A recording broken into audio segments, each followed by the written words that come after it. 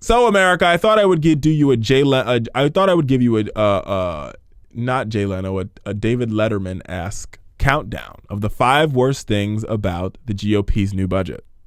Are you ready? America, are you ready? Number 5.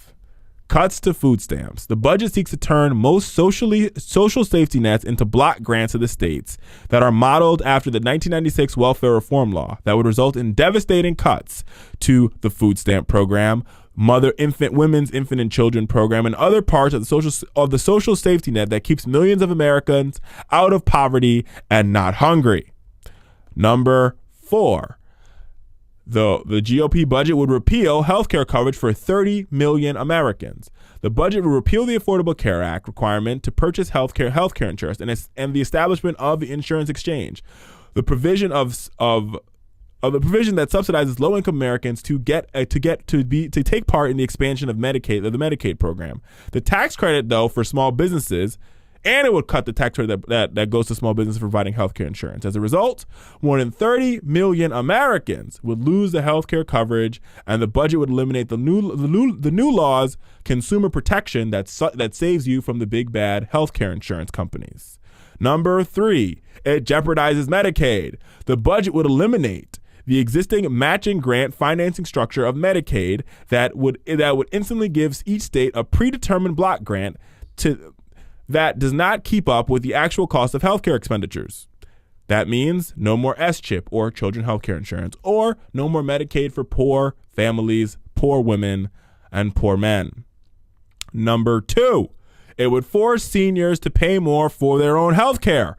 Beginning in 2024, the guaranteed Medicare benefits would be transferred into a government-financed premium support system. Seniors currently under the age of 55 could use their government contribution to purchase insurance from an exchange of private plans or traditional fee-for-service Medicaid.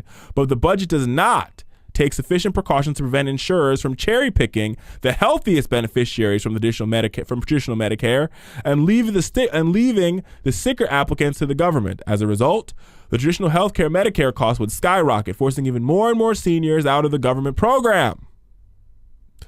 Number 1. And the number 1 reason as to why you should stand up against the Paul Ryan budget. It gives huge tax cuts to the rich and corporations, or what we like to call here at the Fowler Show, millionaires and billionaires.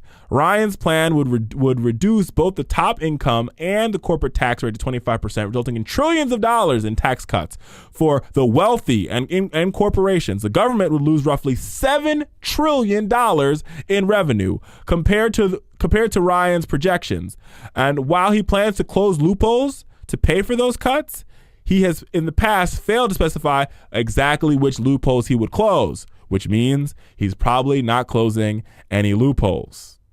Ryan would also convert the corporate tax code to an international plan, resulting in even bigger giveaways to American companies that are already paying historically low tax rates, like GE, which paid $0 in taxes.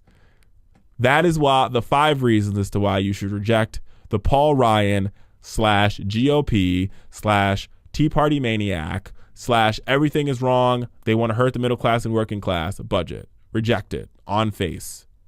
Make sure to subscribe to the YouTube page. This one by clicking that button below.